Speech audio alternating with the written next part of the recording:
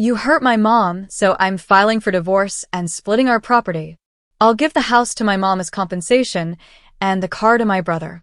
And you get nothing, said my husband, acting like he was the smartest guy in the world. But he had no idea what I had planned for him. Something he would remember for the rest of his life. Hi, everyone. Welcome to the Revenge Fox channel. Today's story is full of drama, secrets, and betrayal. It's about love, family problems, and a battle for control over a house and a husband's heart. Every step in this story is full of risk and twists. Make sure to subscribe, give us a like, and enjoy the story. We wish you a good time and good health. Looking back, I now realize the signs were there from the very beginning. I just believed that love could fix everything. I was so naive. My name is Kristina. I'm 32 years old. I work as the head accountant for a construction company. I'm not a beauty queen, but I'm not bad either. Brown hair, brown eyes, average figure. Just a normal woman with a good head on her shoulders and a strong personality. My husband's name is Artyom. We met at a car repair shop where he worked as a foreman. I brought my car in for fixing. He was tall, strong, and good with his hands. He spoke nicely and treated me in an old-fashioned, respectful way. Flowers, cafes, compliments. After 8 months, he proposed. We had a small but heartfelt wedding. Back then, I thought his mom, Valentina Petrovna, was just being protective. After all, she was giving away her only son. Yes, she stared at me all evening like I was under a microscope, and whispered things to Artyom all night long. But I thought it was just motherly concern. For the first month of marriage, everything was like a dream. Artyom was kind and caring. We decorated the house together. I thought, wow, I'm lucky. I found a good man. What I didn't realize was that his dear mother was quietly watching me, trying to figure me out like an enemy. Valentina Petrovna was 58, chubby, with wheat-colored curls and sharp eyes. She had worked her whole life as a kindergarten director and was used to being in charge. She lived alone in a 3-bedroom apartment her late husband left her. Artyom was her miracle baby, born when she was 35. So, she poured all her love and attention into him. Artyom also had a younger brother, Maxim, 26. He had a university degree but didn't like working. He'd get in fights at every job and end up quitting. He still lived with their mother and always asked her for money. He wasn't a bad guy, just weak. Whatever their mother said, he obeyed. The first red flags appeared a month after the wedding. One day, Valentina Petrovna called and said, Artyomushka, doesn't your wife go grocery shopping? Your fridge is empty. I'm standing next to it. I can see it. I was right there and could hear every word. Artyom looked at me, embarrassed, and replied, Mom, we just did a big grocery run yesterday. We have everything. She shot back. That's what she tells you. Check for yourself. And anyway, a real man should keep control of the house. Not like my neighbor Tamara, her husband just gave up completely and lets her do everything. After that call with my mother-in-law, I hung up and thought, that was weird. What does she mean by control? We're adults. We can figure out what to buy and how to manage our home ourselves. But that was only the beginning. Soon, Valentina Petrovna started calling every single day, sometimes even twice a day. She would ask what I was cooking for dinner, or why Artyom came home late, or even give tips on how to iron shirts properly. Mom, everything's fine, Artyom would say. Don't worry so much. How can I not worry? She would answer. My son now belongs to a stranger. She raised him her whole life, and now he only thinks about his wife. At first, I tried to ignore it. I told myself, it's just motherly concern. She'll get used to me. Artyom explained, Kristina, she raised me all alone. My dad died young. She had to be both mother and father. She's just scared I'll forget about her. It made sense. So I actually tried to be kind to my mother-in-law. I called her myself, asked how she was doing, how her health was. But she'd say, thanks, sure, but you should focus more on taking care of my son. He's delicate, gets sick easily. Also, did Artyom tell you you're bringing work documents home in the evenings? That's not right. Family should come first. I still thought she was just very direct, and that I'd get used to her over time. Honestly, I was being naive. 2 months after the wedding, something serious finally happened. One day, Artyom came home from work looking upset. He barely answered my questions. I figured he was just tired. I was making dinner, letting him rest. Later that night, I was putting his shirt in the closet to wash it the next day, and a small piece of paper fell from his pocket. At first, I thought it was just a note, maybe a phone number or address. I opened it and froze. It was written in Valentina Petrovna's handwriting. I recognized it. She once gave me her borscht recipe. The note said, "Son, remember, she's a stranger. I'm your real family. Don't forget who gave birth to you." I stood there holding that note, not knowing what to do. Part of me wanted to run straight to Artyom and confront him, but I knew that would only make things worse. His mother had written it, not him. So I quietly put the note back in his pocket and thought about it all night. The next morning, while Artyom was getting ready for work, I asked casually, "Hey, what did your mom say yesterday when she called?" "Oh, nothing special," he said. "Just asked how we're doing, how our health is. That's all." "Nothing else?" I asked. "No, why?" Then I pulled out the note and handed it to him. Artyom read it, and his face changed immediately. He looked shocked. "Kristin, it's not what you think," Artyom said. "Then what is it?" I asked. "Well, she's just worried. She's scared that after we got married, I'll forget about her." "Then why write a note?" I asked. "Why not say that to me directly when we met?" She was probably embarrassed. My mom's proud. She doesn't like showing her feelings. I looked closely at him. He looked away, clearly nervous. "So, you think it's normal that your mom writes secret notes? Calling me a stranger?" "No, not a stranger, just not family," he said, getting defensive. "There's a mother, and that's sacred. But a wife is different." That's when it hit me. It wasn't just his mother who was against me. It was both of them, whether he realized it or not. Valentina Petrovna had already started turning him against me. I didn't say anything then. I just kissed him, told him to have a good day, and sent him off to work. Then I sat down and started thinking hard about what to do next. At work, my coworkers quickly noticed something was wrong. "Kristin, why the long face?" asked Lyudmila Ivanovna, our office secretary. "Are you already tired of married life?" "No, everything's fine," I said. "I'm just a bit tired." "I told you," she said. "Men are all the same. At first, it's flowers and sweet words. Then they get comfortable and stop trying." "It's not Artyom," I admitted. "It's my mother-in-law. She's driving me crazy." "Oh," Lyudmila said, sitting up straight. "Classic. My first mother-in-law was just like that. A real nightmare. She came up with new drama every day." "And what did you do?" I asked.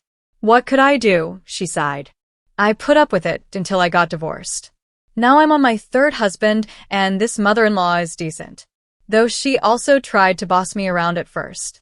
That evening, when Artyom came home from work, I decided to have a serious talk. "Listen," I said. "We need to set some boundaries with your mom." "Boundaries? What for?" he asked. "So she stops interfering in our life. We're adults. We'll figure things out ourselves." "Kristin, she's not interfering," he said. "She's just worried." "That note? Come on, forget about it." "She just doesn't want me to forget her." "I'm not stopping you from talking to her," I said. "No, but," he hesitated. "You have to understand, Mom's been alone her whole life. I'm her only source of happiness. I can't hurt her." "So my feelings don't matter?" "They do matter," he said. "But a mother is sacred." That's when I realized this conversation was going nowhere. He truly believed that I was the problem. He believed a good wife should tolerate everything for the sake of honoring his mother. A week later, the next big thing happened. I came home from work early. There was a power outage at the office, so they let us leave an hour early. I opened the door, and right there in the hallway, I saw shoes I didn't recognize. Women's shoes. And they looked familiar. I walked into the living room, and there she was. Valentina Petrovna, my mother-in-law, moving the sofa like it was her own place. She saw me and wasn't even embarrassed. Oh, Kristina, you're home. I was just thinking maybe the furniture should be arranged differently. The energy in here isn't flowing well, she said. Valentina Petrovna, how did you get in here? Artyomushka gave me a key, she smiled. He said, you never know what could happen. Just in case. I could feel the anger rising. He gave her a key without even asking me, as if it was his house alone, not ours together. What are you doing here? I asked. Oh, I'm just checking the setup, she replied. I noticed the sofa is in the wrong place. According to feng shui, it should have its back to the window. Otherwise, it causes bad energy in the family. We like it the way it is, I said. It works for us. Well, then why is Artyom telling me he's not sleeping well? She snapped. He says he has weird dreams. It's the energy, I'm telling you. She kept moving the furniture like it was her house. I just stood there, watching her redesign my home for her own taste. Valentina Petrovna, please stop. What? I'm only trying to help, she said. There's no need. If we want to change things, we'll do it ourselves. Oh, Kristina, what do you know about energy? She said with a smirk. I read a whole book on feng shui. Everything is written in there. She pointed to a chair across the room. That one's in the wrong place too, she added, and started to move it. I stepped closer to her. Valentina Petrovna, stop it. Stop what? Stop moving the furniture. This is our home. We decide what goes where. So what? What's yours is also my son's. And if it's my son's, it's mine too. No. It's not your home. And I'm taking back that key. She stood up straight and gave me a cold look like I'd just said something shocking. You're taking it from me? She asked. Yes. The key to the apartment. Give it back. Artyom gave it to me. If you have a problem, talk to him. I am talking to you. Hand over the key. No. He gave it to me, and only he can take it back. Well, he will. I don't care what you want, she snapped. You're just temporary here. I've been his mother before you, and I'll still be his mother after you. I'll never forget those words. You're just temporary. She said it right to my face. She didn't even see me as part of the family. I picked up my phone and called Artyom. Artyom, your mother is in our apartment moving all the furniture around. Come home now. What? What do you mean, my mom? Your mom. She used the key you gave her and is acting like this place belongs to her. I gave her the key. Without asking me. This is our home. You didn't even talk to me about it. It's no big deal, he said. It's just in case something happens. Artyom, we need to talk when you get here. Okay, I'll be home in an hour. Valentina Petrovna kept doing whatever she wanted. She moved the chair, then started messing with the bookshelves. Valentina Petrovna, I said, I asked you to stop. And I told you, she replied, I won't stop until my son tells me to. I'm doing what needs to be done. This isn't your apartment. Oh, really? Is it yours then? She snapped. My son lives here, so that means I live here too. At that moment, I realized there was no point in arguing with her. So I just sat in the kitchen and waited for Artyom to come home. Meanwhile, she made her way into our bedroom. I could hear her moving things and talking to herself. The bed isn't in the right place, she muttered. The headboard should face north, not east. No wonder they sleep badly. When Artyom finally came home, I met him at the door. Please explain to me, I said, why your mother thinks this is her house. What happened? He asked. She's rearranging everything, telling us she knows better, and she refuses to return the key. Mom, Artyom shouted. Where are you? I'm in the bedroom, son, she called. Come here. I'll show you how the bed should be placed. Artyom walked into the bedroom. I followed him. Valentina Petrovna stood there with a proud smile. Look how it was before and look now, she said. Now the energy flows properly. Mom, why are you doing all this? Artyom asked. What do you mean, why? She replied. I'm doing good things for you. You're young, inexperienced. I've lived a full life. I know how things should be. But this is our apartment, he said. Your apartment, she repeated. And you are my son. So, this is my apartment too.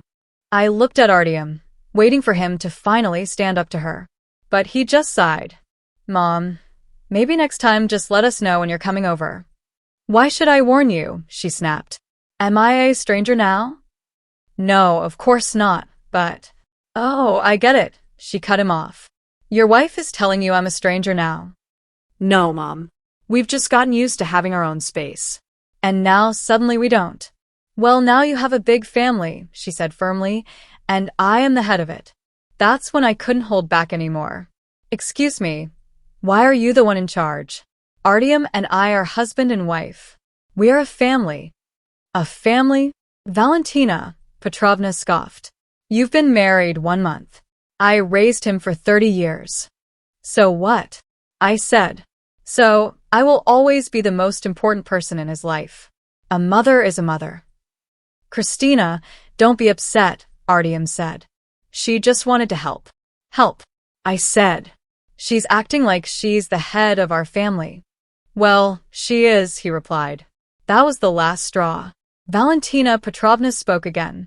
A mother is always in charge. Wives come and go, but a mother is forever. Those words felt like a death sentence. I suddenly understood everything. This woman would never accept me. To her, I would always be temporary. She would never let me fully have my husband.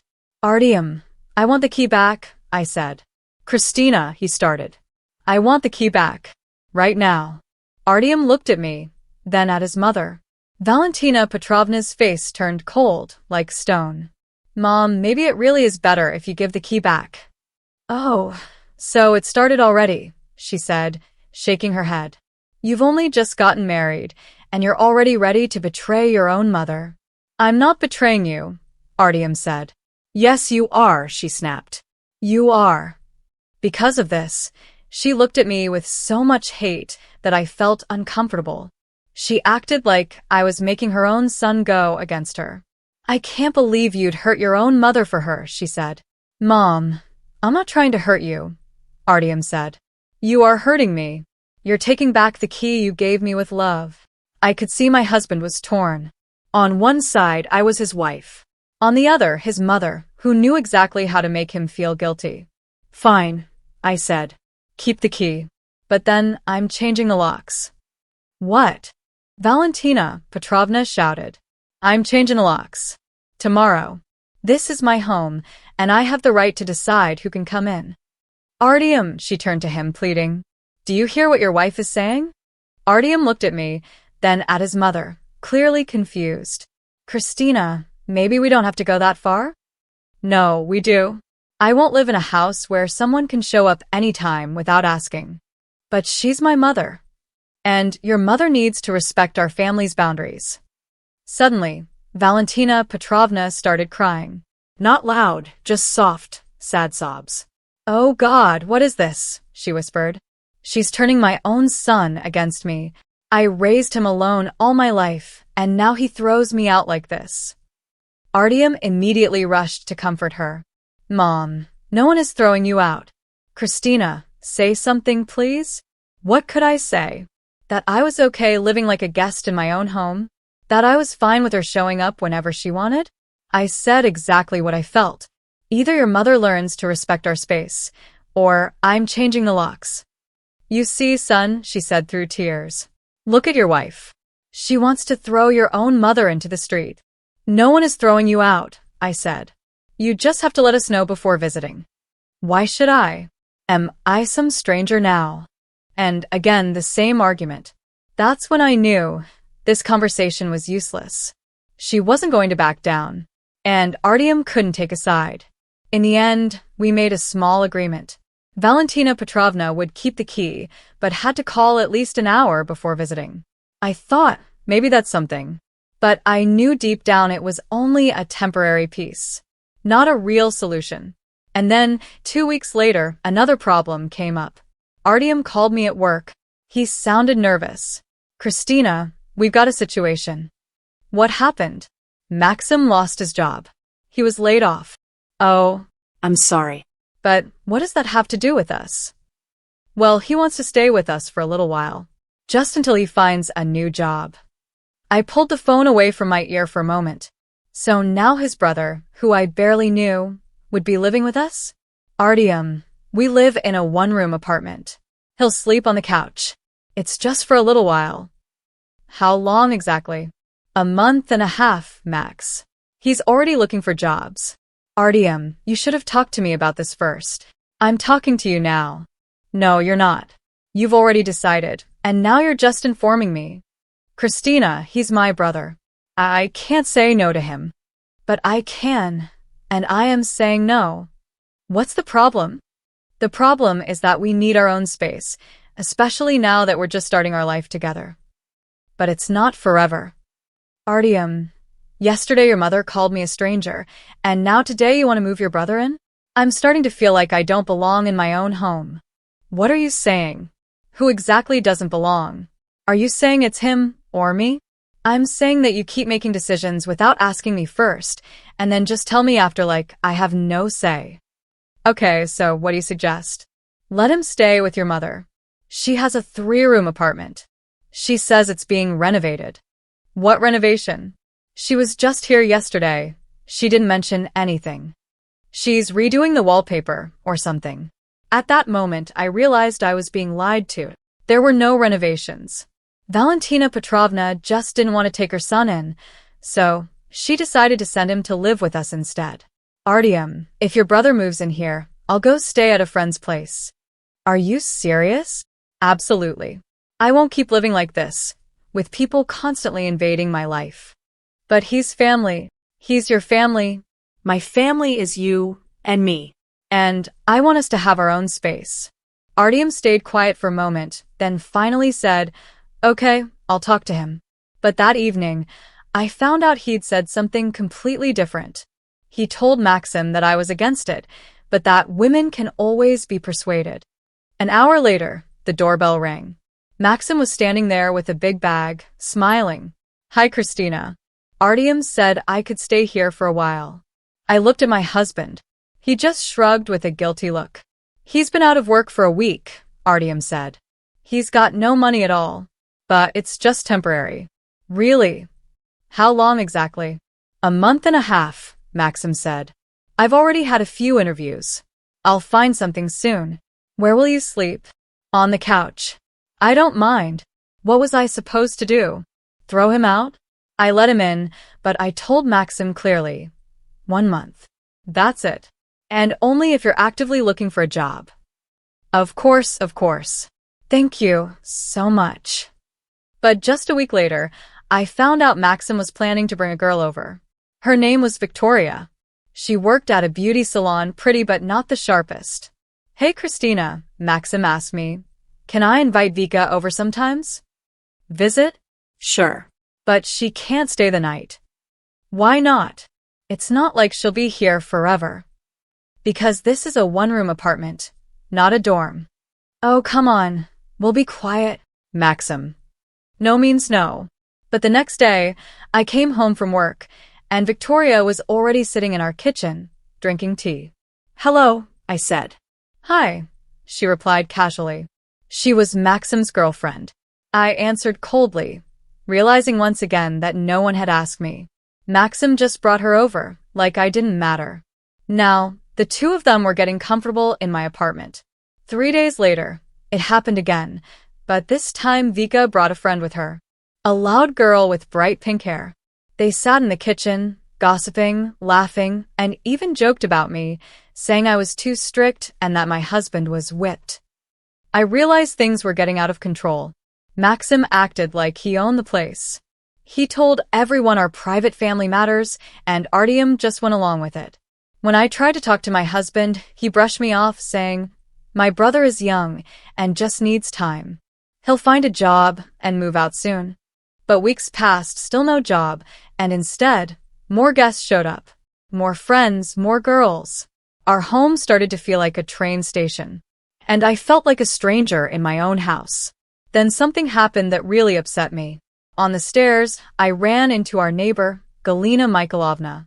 She was an older lady, always kind and respectful. But this time she looked at me coldly. She said she was worried about Artyom. Turns out his mother, Valentina Petrovna, was telling the neighbors all about our problems. She said I was turning Artyom against his own family. That he used to call her every day, but now I didn't allow it. That I'd turned our home into some kind of locked fortress, where even his mother wasn't welcome. I tried to explain to Galina that we just wanted a heads up before visits, but she shook her head and said I didn't respect my own mother-in-law.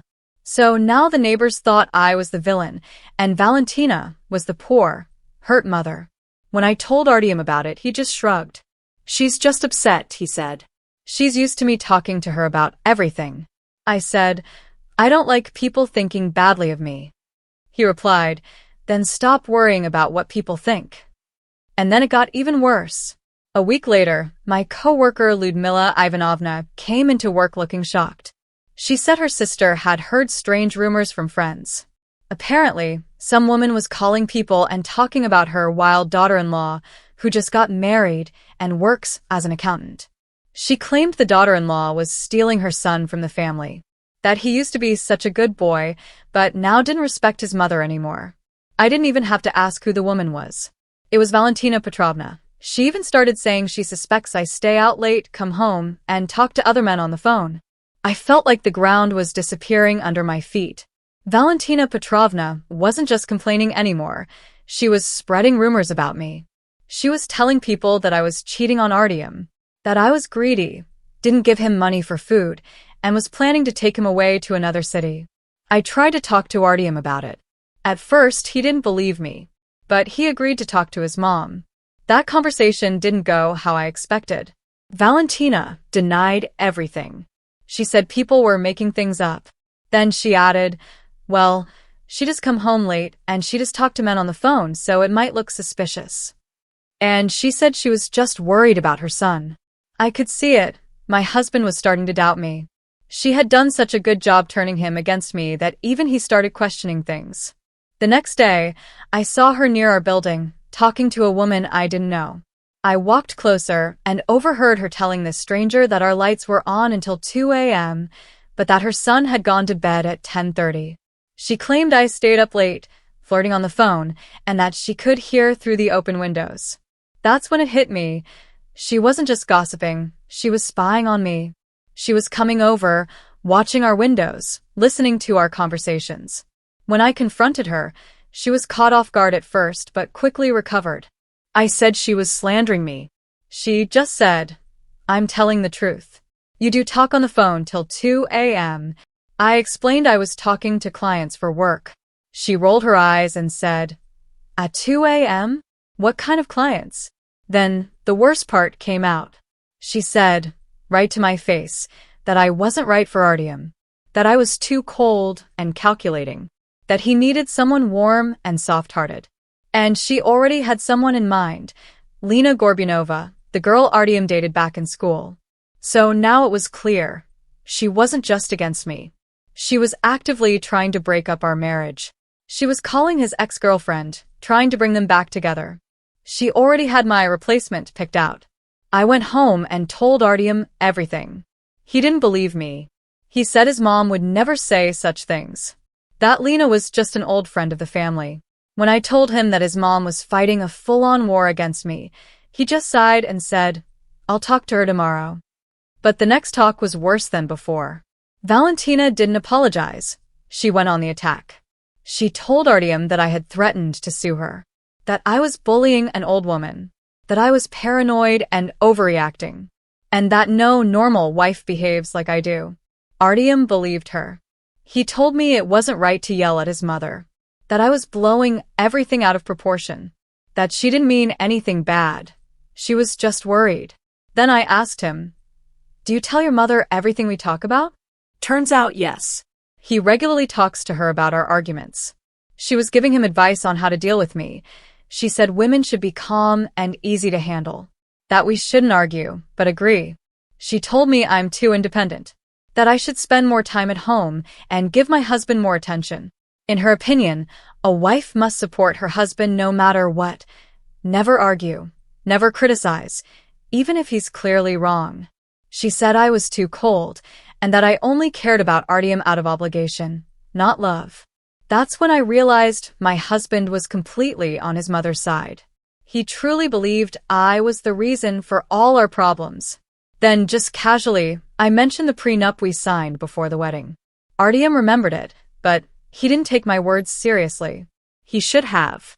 A few days later, he started acting strange. He stayed late at work, barely talked to me, and in the evenings he just stared at the TV or scrolled through his phone like he had something heavy on his mind.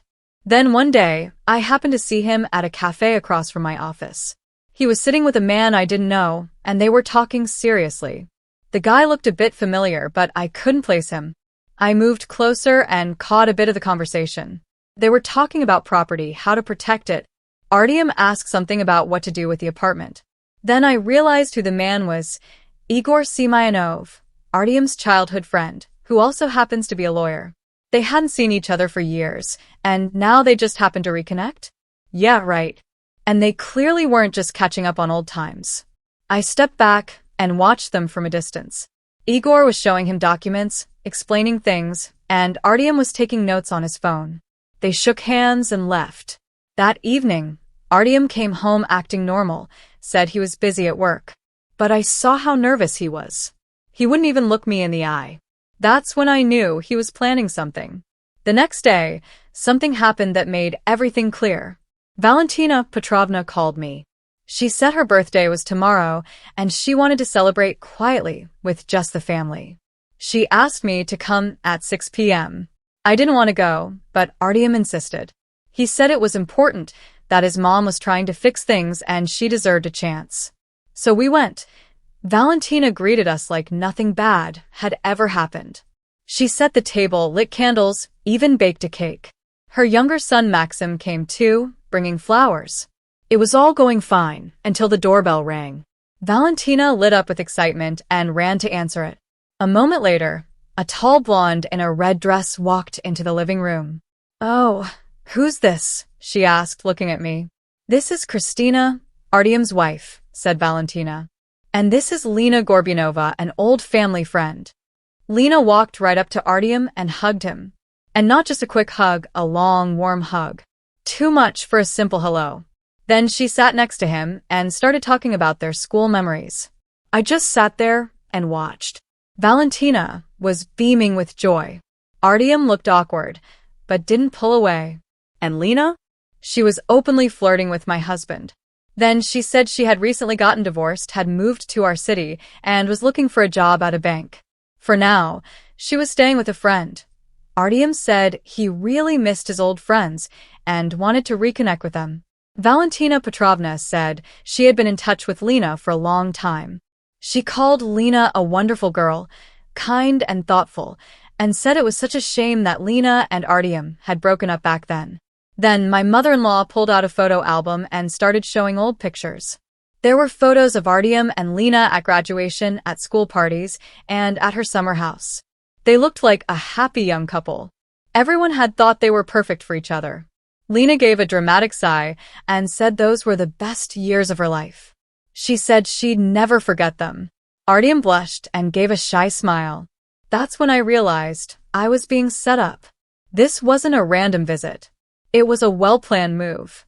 Valentina Petrovna had invited Lena to her birthday on purpose, just to remind her son of what he had lost. Then my mother-in-law started talking about how smart and careful Lena was with money, how great her cooking was, how much she loved kids, and how she always dreamed of having a big family. She said Lena was ready to give herself fully to home and family, unlike those modern career women who only care about their jobs. The message couldn't be clearer. She was comparing me to Lena, and I was losing. Then Valentina invited Lena to spend the night. She said it was too late for her to go home. It was too far, and they had clean sheets and a comfy sofa. Lena happily agreed. That was it. I'd had enough. I stood up and said I was going home. I had to get up early for work. Artyom tried to stop me, but I wouldn't stay. As I walked out, I saw the smug look on Valentina's face. Lena looked at me like she had already won. And Artyom just stood there, confused, not even sure what was going on. That night, I couldn't sleep. I realized that Valentina had gone on the attack. She wasn't going to stop until she got what she wanted. Artyom was already starting to waver, comparing me to his perfect first love. And the next day, something happened that made it all even clearer. I got to work and noticed my folder with personal documents had been moved. Someone had looked through it. The security guard told me that a man had come in the evening. He said he was a lawyer, asked about me, and said he needed a certificate of income for court. He even showed a power of attorney supposedly signed by me, but I had never signed anything like that. And at our office, income certificates are only given if the person asks for it themselves.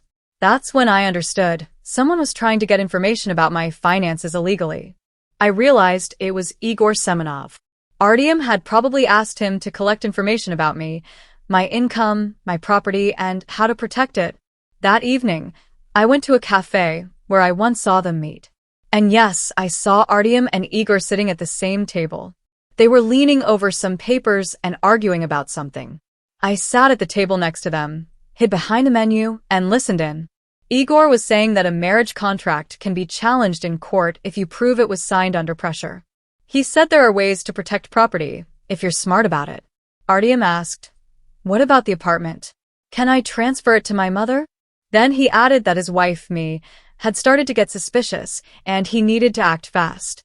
And then I heard the words that completely broke me. Igor said, "You need to teach that crazy woman a lesson. Show her who's in charge. Modern women think they can do whatever they want. They forget their place." Artyom nodded and said his mother was right, that I didn't appreciate him and only thought about myself, that it was time I learned that everything in life comes with a price. That's when I knew my husband had already made his decision. He was planning a divorce and splitting our property. And he saw me not as a wife anymore, but as an enemy who needed to be taught a lesson. When I got home, I acted like I didn't know anything. Artyom came home late and said he was out with friends. I didn't call him out. I just smiled and asked how his day was. But inside, I was getting ready for war. I opened the safe, took out our documents, and reread our marriage contract. I remembered when and how we signed it, what we had agreed on. And I smiled because I remembered something important. A trump card Artyom had completely forgotten about. Something that could change the whole game. He would only find out about it when it was already too late. For the next 2 weeks, I lived like I was sitting on a volcano. Artyom was extra polite but distant. He didn't talk about work anymore. He stopped sharing his plans. He started taking phone calls in another room and speaking in a low voice. Whenever I walked in, he'd hang up quickly. Maxim also changed. He stopped inviting his friends over, cleaned up after himself, and acted more careful, like he was getting ready for something big. And Valentina Petrovna called every day, but now she never spoke to me. Only to her son. I could tell something was coming. The whole family was planning something serious. So I didn't waste time either. I started going over our documents, talked to lawyers, and did some digging. And what I found shocked me. The first discovery happened by accident. I was walking home from work when I saw Artyom near a real estate agency. He was standing there with a man in a suit, and they were looking at documents very carefully. I slowed down and started watching. The man showed my husband some papers, explained something, and Artyom nodded and asked a few questions. Then they shook hands, and Artyom left. I waited a bit, then walked up to the agency. The sign on the door said, "Property appraisal, fast, quality service, low prices." That's when it hit me. Artyom had asked them to appraise our apartment. He was getting ready to divide the property. But that wasn't all. The next day, I saw him near the car dealership where I bought my car. He was talking to the manager, showing documents. The manager looked through the papers and started calculating something on a calculator. I realized Artyom was checking the value of my car. He probably wanted to sell it and split the money, or just take it all for himself. And I'd be left with nothing. That's when I understood I couldn't waste any more time. Artyom had already started moving forward with the divorce. If I didn't act fast, I could end up homeless. I took a week off from work and started investigating everything. The first thing I did was check my husband's credit history. And what I found shocked me. Turns out Valentina Petrovna, his mother, had taken out several loans. And Artyom was the one who guaranteed them. Worse, She had used his salary as collateral and even got a credit card in his name, which she had been using actively. The debt? Almost 200,000 rubles. I realized Artyom probably had no idea. His mother had just used his trust and signed papers without telling him. And he, like a good little son, didn't ask questions. But it didn't stop there. I found out that Maxim was listed as a bad debtor. He didn't pay alimony to his ex-wife, had overdue loans, and also owed money to a microfinance company. There were even legal cases opened against him. The bailiffs were trying to find his property to take it. And all this time, he was quietly living in our home, hiding from debt collectors. That's when I realized this family wasn't just planning a trap for me. They were already drowning in problems. Valentina Petrovna was deep in debt. Maxim was running from the law. And they were all hoping Artyom would save them. But then came the most surprising part. I decided to check if Lena Gorbunova was part of this mess. And she was. Turns out, Lena didn't work at a bank like she said. She worked at the exact same microfinance company where Maxim owed money. And not just that, she was in charge of his case. She knew all about his debts and how he was hiding from the bailiffs. That's when I finally understood everything. Valentina Petrovna told Lena about Maxim's problems. And Lena gave her the solution. All they needed was a reliable guarantor. And Artyom was the perfect target. Artyom had an apartment, a car, and a stable job. Most importantly, he trusted his family and was willing to do anything for them. It wasn't a coincidence that Lena showed up at his mom's birthday party. She was part of their plan to help Maxim and at the same time put pressure on me. Like, look at the kind of woman your husband could be with and look at you. That's when I realized it wasn't just one or two people. There was a whole team playing against me. Valentina Petrovna, his mom, Maxim, Lena, and now even Artyom. All of them wanted me out of the picture. Some of them needed it for financial reasons, others just wanted to go back to the past. But they didn't know something very important. I had a trump card. Before our wedding, Artyom and I signed a marriage contract. And not just any contract, it was very detailed, covering everything. You see, I'm an accountant. I know how often marriages end in divorce. I wanted to protect myself, so I insisted we sign a contract. At the time, Artyom didn't like the idea. He said it was unromantic, that he loved me and would never betray me. But I stood my ground, and in the end, he agreed. The contract was written by a very smart lawyer I knew. He included every possible scenario. And most importantly, he added a clause that said, if one spouse hides money, takes out loans without telling the other, or gives away property to someone else, they lose the right to any shared property. It also said that if a spouse cheats, lies, or behaves in a way that hurts the family, they lose everything too. But the most interesting part was about relatives. If a spouse's parents interfere with the marriage, spread gossip, or turn one partner against the other, the spouse who supports them loses the right to joint property. I remembered this part word for word. And I realized Valentina Petrovna had already done all of that. And by supporting his mom, Artyom became her accomplice. There was one more rule in the contract. If one partner secretly prepares for divorce, meets with lawyers, values property, makes hidden plans, they automatically lose all rights to that property. And Artyom had already done all of that.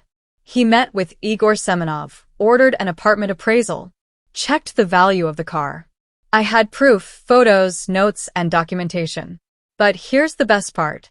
I knew about all the debts of Valentina Petrovna and Maxim. But Artyom didn't. And once he finds out, it'll be too late. Because if he's the guarantor, he's legally responsible for all those loans. They were setting a trap for me. But in the end, they're the ones who'll fall into it. Valentina Petrovna thinks Artyom will save her. But the truth is, she's already dragged him down with her. Maxim thinks his brother will cover for him. But really, he's made Artyom part of a fraud. Artyom thought he was so smart. He thought he would teach his ungrateful wife a lesson. But the truth was, he was playing by my rules the whole time, and he didn't even realize it. I decided to wait. Let him be the one to start the fight. So later he couldn't say I provoked him. I wanted him to make the first move so I could respond. And I was right. 3 days later, Artyom came home in a great mood. He said, "Tomorrow we're going to have an important talk. I've been thinking a lot. I want to clear things up between us." Then, on Saturday morning, his whole family showed up at our place.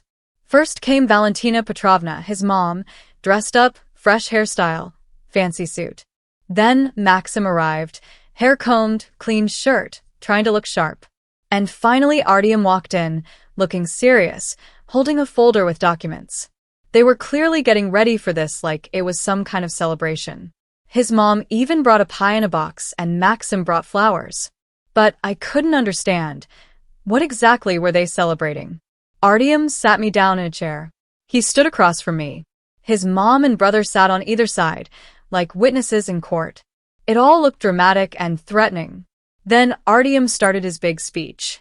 He said he'd thought a lot about our relationship, that we weren't right for each other, that I didn't value him and didn't respect his family. Valentina Petrovna wiped away fake tears with her handkerchief.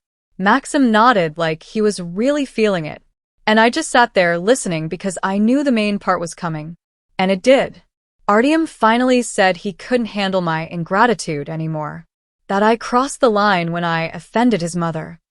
And then he said the words I'll never forget. "You hurt my mother, so I'm filing for divorce and splitting the property. The house goes to my mom as compensation, the car goes to my brother, and you get nothing." He said it like he'd just won a court case, like he was a genius. But he had no idea what I had prepared. Valentina Petrovna was glowing with happiness. Maxim was practically rubbing his hands together, dreaming about driving my car. They all thought they'd won. They thought I would start crying and begging. But instead, I stood up calmly, went to the closet, pulled out a folder with documents, put it on the table in front of Artyom and said, "Before you go any further, read this." Artyom opened the folder and saw it, our marriage contract, the one we signed 3 years ago. He looked at the first page, and his face started to change. "What is this?" he asked. "Our marriage contract," I said. "Remember? We signed it before the wedding."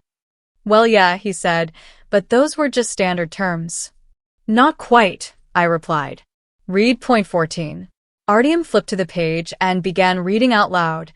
"If one of the spouses secretly prepares for divorce, meets with lawyers, checks property values, and does all this without the other person's knowledge, then they lose all rights to the shared property." Artyom looked up at me. "So what?" he asked. "So what?" I repeated. "You've been meeting with Igor Semenov all week, discussing how to split everything. You ordered a property appraisal for our apartment. You even checked the car's value." "How do you know that?" he asked. "I saw you in the cafe," I said. "I heard your conversation." Artyom turned pale. Valentina Petrovna looked worried. "Son, what is she talking about? What agreement?" "Mom, it's nothing. Just a formality. Just a piece of paper," Artyom replied. "Not just a piece of paper," I said. "It's a legal contract. Keep reading." Artyom turned to point 15. "If the parents of either spouse interfere in the marriage, spread gossip, or turn others against the partner, then the guilty spouse loses rights to shared property." Valentina Petrovna jumped out of her seat. "What kind of nonsense is that? What gossip?" "You really don't remember?" I asked. "How you told the neighbors I was cheating on Artyom. How they watched our windows and listened to our phone calls." "I didn't listen to anything," she snapped. "I was just worried about my son." "Worried?" I said. "Is that why you've been talking to Lena Gorbunova? Helping her plan meetings with Artyom?" Artyom looked at his mother, surprised. "Mom, are you really meeting with Lena?" "Well, we call each other sometimes." "She's just an old friend," she mumbled. "An old friend," I added, "who works at a microfinance company and is handling your son's case." "What case?" Artyom asked. "I don't understand." "The debt collection case against Maxim," I answered. "He owes them 300,000 rubles. Maxim went pale. "Kristina, what does it have to do with anything?" "You're hiding from debt collectors. Lena is helping you find someone with money to act as a guarantor." "What guarantor?" Artyom asked. "You," I said. Your brother has already signed a bunch of documents without even reading them. Artyom turned to his mother. What is she talking about? Son, it's a misunderstanding, she said quickly. I just helped Maxim with the documents. Helped, I repeated. Valentina Petrovna, how many loans did you take out in your son's name? What loans? I didn't. Don't pretend. I cut her off. I checked everything. 7 loans, totaling 200,000 rubles. And Artyom is listed as the guarantor. Artyom stared at his mother in shock. Is this true? Son, I wanted to pay it back. Later. When exactly? How? I thought you'd help me, she said quietly. With what money? Artyom asked, panicking. I don't have that kind of money. But you do have an apartment and a car, she whispered. And that's when Artyom finally understood. He had walked right into a trap. His own mother had used him to fix her money problems. And like a fool, he had signed everything without checking. Mom, what have you done? He asked. I didn't mean to upset you, she said. I thought we'd figure it out somehow. Figure it out? He repeated, angry. I'm in debt now. 500,000. Not half, I corrected. With interest and late fees, it's more than that. And that's just what I found. Artyom grabbed his head. Oh God, what am I supposed to do? We could sell the apartment, suggested Valentina Petrovna. Buy a smaller one, and use the extra money to pay off the debts. What apartment are you talking about? I asked. It's mine now. What do you mean it's yours? According to the marriage contract, Artyom broke several rules. That means he loses his right to any shared property. That can't be true, his mother shouted. Maybe you should actually read the contract, I said. Valentina Petrovna quickly grabbed the documents and began flipping through the pages, clearly panicking. Artyom finally started to realize how serious things were. Kristina, we can talk about this. I didn't know about all these debts. I swear I didn't. And who signed the papers? I asked. I did, but my mom said it was just a formality. A formality? Artyom, guaranteeing a loan is never just a formality, especially when your mother is involved. I thought it was for a small amount. There are no small guarantees when it comes to your mother's debts, I said. Kristina, please, let's not get divorced. I never meant to hurt you. It's too late, Artyom. You said everything in front of witnesses. At that moment, Maxim quietly tried to slip out of the room, but I stopped him. Maxim, not so fast. We need to talk too. Me? About what? About your debts. And how you plan to pay them. What debts? Child support for your ex-wife. Loans from 3 banks. Plus microfinance companies. Altogether, that's around 600,000 rubles. How do you know that? I checked the database. You have open enforcement cases. It's just temporary trouble, Maxim muttered. Temporary? You haven't paid child support for 2 years. That's not temporary. You've been living here for a month, pretending to look for a job. Or maybe hiding from the debt collectors. Maxim went silent. He knew he was caught. Meanwhile, Artyom finished reading the marriage contract. Kristina, it says here that if we divorce because of my fault, all the property goes to you. You read it right, but that's not fair. Fair or not, you agreed to it. You made your choices. I didn't know. I knew.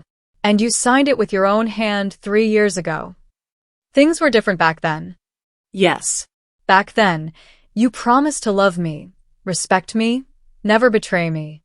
I didn't betray you. You did. You chose your mother over me. You planned the divorce behind my back.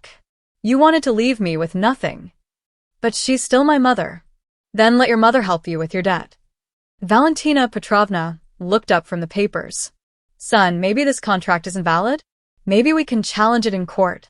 Sure, I said. You just need to prove that I forced Artyom to sign it. You did force me, didn't you? Artyom said quickly. Did I? Well, I didn't want to sign it, but you pushed me. Pushed? Do you have any proof that I forced you? No, but still. I have a video, I interrupted. Asterisk, where you're smiling, signing the contract voluntarily, and even joking, just in case something goes wrong. What video? Artyom asked. The one the lawyer recorded, I said. It's standard procedure when signing contracts like this. Artyom suddenly understood. He was trapped. He had loan debts, his brother had legal problems, and now he was getting a divorce with no rights to the property. Kristina, but where will I go now? I don't know. Maybe go stay with your mom? She's doing some home repairs. What kind of repairs? You said she was just changing the wallpaper. Well, not just the wallpaper. I turned to his mom. Valentina Petrovna, what's really going on with your apartment? She hesitated, then said, Yes, I'm doing some small renovations. Or, I interrupted, did you put the apartment up as collateral? What do you mean? Don't act like you don't know. You mortgaged it for one of the loans. How do you know that? Artyom asked. I checked Rose Reister. The apartment was officially pledged to the bank 2 months ago. Artyom turned pale. Mom, you mortgaged your apartment? Son, I thought it would all work out. I thought everything would be okay. Now we don't have a place to live at all. You still have this apartment, she reminded. No, this apartment now belongs to Kristina.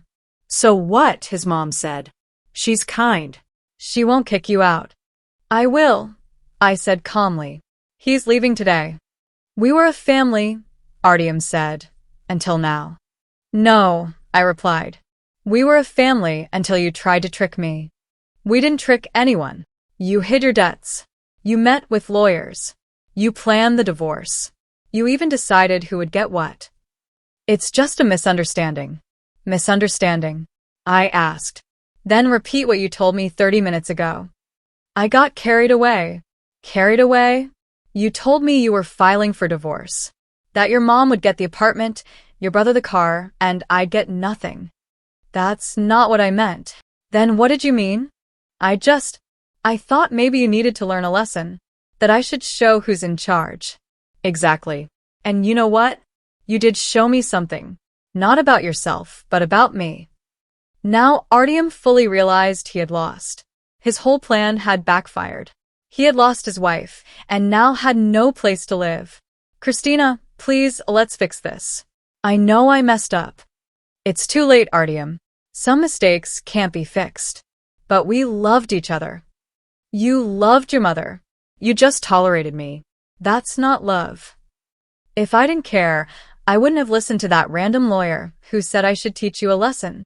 No, Artyom. It's over. I stood up and walked to the door. Now I'd like everyone to leave. I have things to do. What things? Asked Valentina Petrovna. I'm filing for divorce. First thing tomorrow. And us? What do we do? Not my problem. You created this mess yourselves. But we have nowhere to go, she said. You still have your apartment. Even if it's mortgaged, at least it's a roof. Live there during the renovations. Or rent something. We don't have money to rent. Then stay with friends. Or relatives. We don't have anyone. You have Lena Gorbunova. Lena? She's a stranger. No more of a stranger than I am to you, I said, and closed the door. Artyom understood that I wasn't going to change my mind. No matter what he said, I wouldn't give in. Kristina, give me at least a week to figure something out. No, I said. Pack your things and leave. But that's cruel. Cruel? I asked. And spending 3 months planning to trick me, that's not cruel? We didn't want to trick you. Yes, you did. You planned everything. You just messed it up. At that moment, they all realized arguing was useless. Valentina Petrovna cried. Maxim swore under his breath. But Artyom stayed silent. An hour later, they packed their bags and left. I was alone in the apartment. I sat in the kitchen drinking tea, thinking. 3 years of marriage ended in a single day. My husband was gone. My mother-in-law and brother-in-law were gone too. Did I feel bad for them? Honestly, no. They made their choice. They thought I was weak, easy to fool. They were wrong. They got what they deserved. A month later, the court case started. Artyom still tried to fight the marriage contract. He hired a lawyer and brought in some people to support him. But his case was hopeless. The lawyer who wrote our marriage contract also gave the court a video of us signing it. In the video, Artyom was calm, even joking. He clearly said the contract was just a formality. No one forced him. I also gave proof that he broke the contract. Secret meetings with Igor Semenov, an apartment valuation, and talks about how to teach a lesson to the angry woman. The judge looked through all the documents carefully, and in the end, ruled in my favor. The marriage contract was legal. Artyom broke it. So I got to keep both the apartment and the car. Artyom was left with only one thing: debts. But that wasn't the end. During the investigation, more secrets came out. It turned out that Valentina Petrovna, his mother, not only took out loans using Artyom's name, she also got a credit card under his name and used it a lot. Even worse, she took a loan that used his future salary as a guarantee. And when one bank asked her to repay early, she borrowed money from another bank to pay the first one. It was a typical debt spiral. She was drowning in loans, and Artyom was the one responsible. And if their plan had worked, I would have ended up paying it all. Things with Maxim were even worse. He wasn't just hiding from debt collectors. He was also faking documents to get more loans. He used fake job offers and fake income papers. When the bank started checking things, the truth came out. Maxim was charged with fraud. Artyom was still responsible for all the debts because he had signed as a guarantor. Lena Gorbunova also got in trouble. Turns out she helped Maxim create fake documents and got a cut from every loan. Her meetings with Artyom? Part of the plan, she was trying to find more people to trick into being guarantors. The family that tried to fool me fell right into their own trap. Valentina Petrovna lost her apartment. It was sold to pay the debts. Maxim got a suspended sentence and was ordered to pay back the money. And Artyom? He was left with nothing. He tried to find work, but the debts were too heavy. Half of his salary went to the bailiffs, and the rest wasn't enough to live on. He had to take on 2 jobs just to survive. As for me, I sold my apartment and bought a new one in a different neighborhood. I changed jobs and moved on from all those bad memories. I started a new life, without a husband, without a mother-in-law, and without anyone else's problems. Did I feel sorry for Artyom? Sometimes, yes. We were together for 3 years. But then I'd remember how he tried to leave me with nothing, and that pity disappeared. He made his own choices. He trusted his mother more than his wife. He thought I was weak, stupid, easy to trick and throw away. And he got what he deserved. 6 months later, I met someone new, Mikhail. He's a software engineer, same age as me, divorced, no kids, and owns his own place. A grown man who doesn't ask his mom for advice about everything. He was the opposite of Artyom, calm, smart, funny. He didn't try to control me, wasn't jealous of my job. He respected personal space. And the best part? His mom lived in another city. She called once a week, asked how I was, and that was it. She was the perfect mother-in-law I could have hoped for.